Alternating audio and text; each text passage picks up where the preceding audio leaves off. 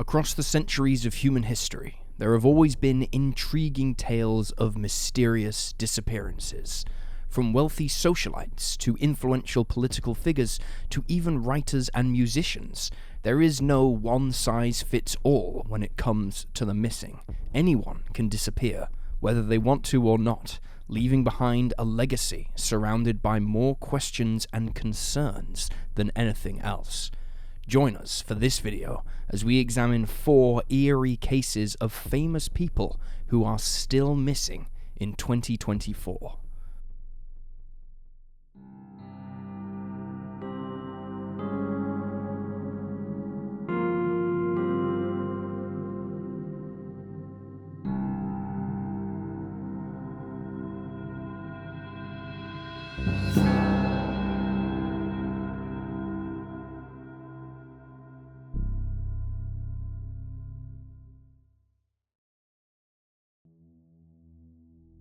Forrest DY Schab.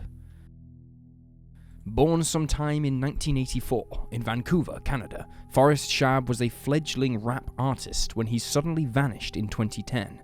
Known best by his stage name DY, an acronym for Die Young, Forrest was a keen musician who'd started making music at the age of 14, going so far as to enter and win several MC competitions and publish much of his own work. In 2009, he signed with CP Records and started work on his debut album, collaborating with one of the label's most prominent artists, a Palestinian-Canadian singer-songwriter and producer known as Belly. Forrest released his first single, Passenger, in October that year, which featured another artist from the label named Danny Fernandez, and it was met with praise. In 2010, Billboard featured the song in their magazine and dubbed Forrest as one of the best emerging Canadian artists. In 2009, Forrest embarked on a Canadian tour. Unfortunately, he never got to see what heights his career would reach. Just before his disappearance, he shot a music video for his second single, That's My Spot, which featured singer D. Woods, best known as a member of the pop group Danity Kane. Shortly afterwards, he vanished. 26-year-old Forrest made plans to visit Mexico in mid-August of 2010. He was reported missing in Mexico several months later on November 18th, after his family discovered that he had not been heard from since August. In a statement, the family noted, "We haven't heard from Forrest since August. We are extremely worried about him. If anyone has information of his whereabouts, please help us by contacting the Toronto Police Department." According to his Facebook and Twitter pages, Forrest had been active online up until September 8th. After that, things went quiet. His collaborators, Belly and Danny Fernandez, tweeted prayers and asked that the public look out for him, while his management team conducted an online search operation by asking that fans retweet his information in order to spread word of his disappearance. The exact nature of Forrest's trip to Mexico is unclear, and it's also not known why it took his family so long to report him missing.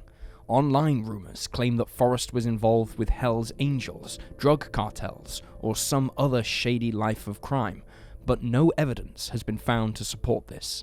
Forrest's case is still unsolved.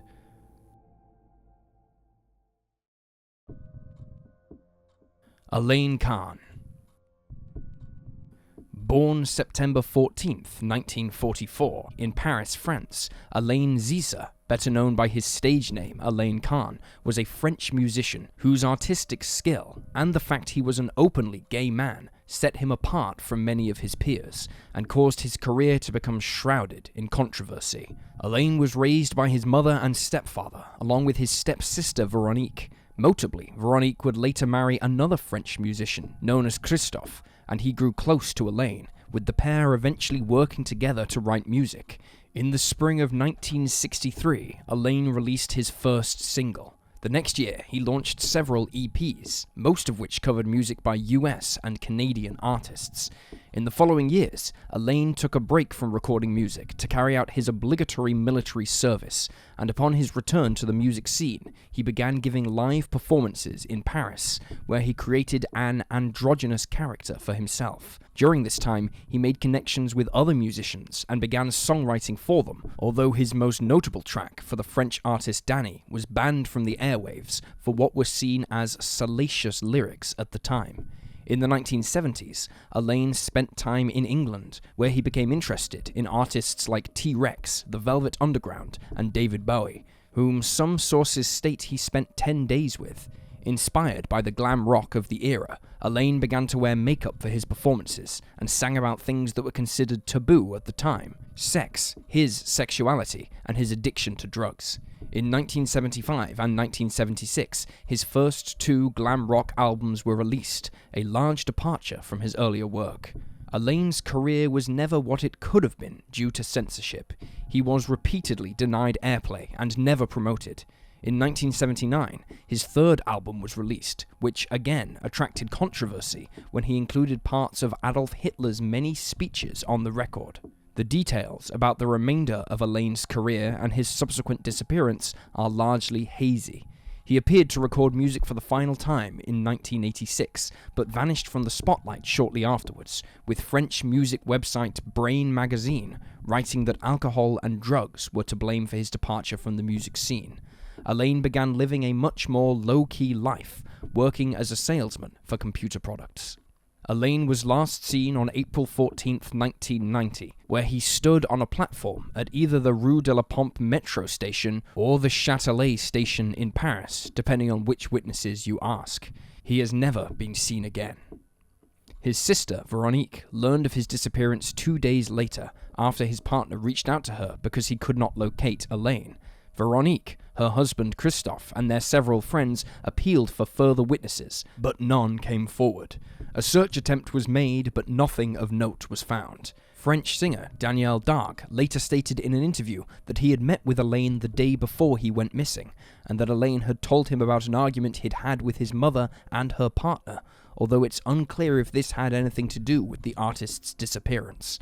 A 2013 program reportedly investigated the possibilities of what might have happened to Alain, including suicide and murder, the latter result of a lover's quarrel or even an involvement with drug trafficking, but nothing concrete was ever established.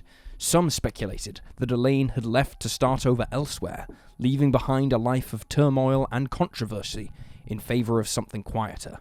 There were reportedly even sightings of him in Switzerland between 1992 and 1994. In 2021, however, his sister shared that she had contacted hospitals at the time of his disappearance and learned that her stepbrother was unwell, possibly the result of HIV, but that he required further testing. She then theorized that Alain took his own life after learning he was likely HIV positive. Alain was declared dead in the early 2000s, though his body has never been recovered. What became of him remains a mystery to this day.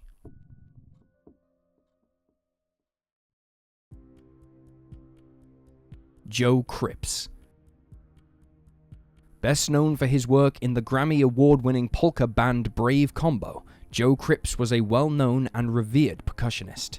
In 2015, he left Denton, Texas, where the band was based, and moved to his hometown of Little Rock, Arkansas, though he continued to visit Denton regularly. By all accounts, he was well known on the music scenes in Arkansas and Texas alike. Joe was last seen in Little Rock on October 19, 2016. That day, he visited White Walter Tavern, but he was eventually refused service because he got too drunk. He subsequently ordered a taxi using his phone, but it's unclear if he actually got one or if he walked home, as he lived only a mile away. The Charlie Project reports that at the time of his disappearance, the 51-year-old had just been paid and may have been carrying a hefty amount of cash with him. Joe was due to play a gig on October 21st, but he failed to show up, which was most unlike him. He has not been seen or heard from since he was at the tavern on the 19th. When he disappeared, he left behind his medication and his drumsticks and mallets, and those who knew him stated he'd never leave without them. Furthermore, he didn't have access to a car at the time he went missing, since his vehicle was in the repair shop. Joe was reported missing by his brother, James, who visited his apartment and discovered all of his belongings inside. Police appealed for information, but found very little. According to the Dallas Observer, Bubba Hernandez, who'd once played with Brave Combo, traveled to Arkansas to look for Joe, visiting the tavern where he was last seen and attempting to pick up anything, any tidbit that somebody didn't tell police, or even what local rumors were spreading. However, Bubba found nothing. Joe had reportedly struggled with alcohol throughout most of his life, even going to rehab at least once, though Bubba added it didn't take. At the time of his disappearance, Joe was working at a halfway house, doing odd jobs to earn a living, and his residence was in a reportedly rough area of town. At one point, during his visit to Little Rock, Bubba heard of a body being found on the bank of Arkansas River and had feared the worst, but the body was not Joe's. The investigation has been at a standstill ever since, although Bubba offered to open a GoFundMe for the family so they could hire a private eye. They turned him down, stating that they wanted to let police handle things. Investigators have declined to say whether they think foul play was involved. Joseph Edward Cripps was 51 when he vanished from Little Rock, Arkansas on October 19, 2016. He is described as a white man with graying brown hair and blue eyes. He is between 5'7" and 5'10", and weighed around 165 to 185 pounds. Joe often has a large, thick mustache and may have a beard.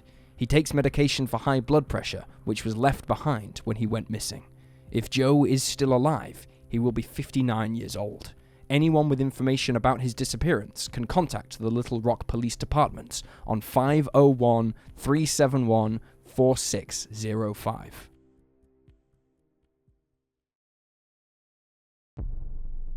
Marcela Basteri. Marcela Basteri is an Italian actress who is best known for being the mother of Luis Miguel, one of the biggest Latin music artists on the planet. At the age of 11, Luis released his first album, which won him his first gold disc shortly afterwards. By the age of 13, he was beginning to tour Latin American countries, including Colombia and Argentina, having scored a massive hit with his debut album. Luis's father, best known as Luisito Rey, was a Spanish singer-songwriter and his manager for much of his career, something which led to tension between the two.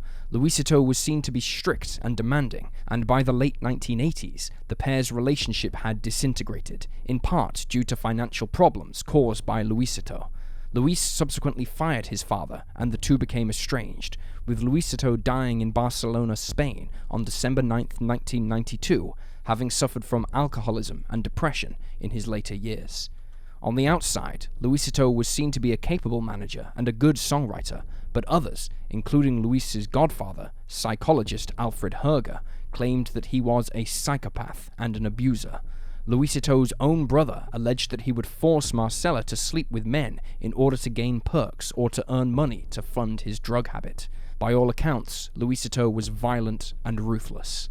Few details are available in Marcela's case. She was last seen on August 18, 1986, in Madrid, Spain. At the time of her trip, her marriage to Luisito was reportedly on the verge of breaking down, and so she visited Carrara, Italy, where she spent 6 months with her younger son, Sergio.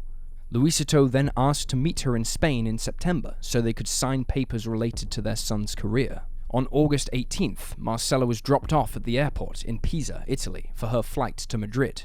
When she arrived, however, Luis was not present as she had expected. Between 20 and 25 days later, she phoned her aunt, Adua Basteri, and told her she would be going to Chile with her other son and Luisito and would be back in a month's time. But nobody ever heard from Marcela again. 9 months passed before Adua received a phone call from Marcela's sons who didn't know of her whereabouts and asked if Adua had seen her. Adua then reached out to Luisito and Marcela's stepmother, both of whom lived in Spain, but she failed to find any answers. For decades, there was no movement in the case. Luisito claimed that she had run off with a lover, while Luis said he went to look for his mother in Europe but was unable to find her. He has stated simply that he has no idea what became of her. In 2004, Adua stated her belief that Luisito murdered her in Madrid. There have also been rumors that Marcela was committed to a psychiatric hospital in Italy, but proof to back up either of these theories doesn't exist, or at least it has not been made public. In 2023, Marcela's case received fresh attention when pictures began circulating of an Argentinian woman who resembled the mother of three. The woman, Honorina Montes, was reportedly a patient at the Moyano Psychiatric Hospital in Argentina, and she bears a striking resemblance to Marcela. In fact, her appearance was so similar that she agreed to undergo a DNA test to see if she really was Marcela, but it was proven that she was not. Marcela Basteri is still missing to this day. And there you have the facts. Please leave a comment down below with your own thoughts and speculations, and remember to like this video and subscribe to support the channel. Thank you for watching. Stay alert, stay safe, and I'll see you next time.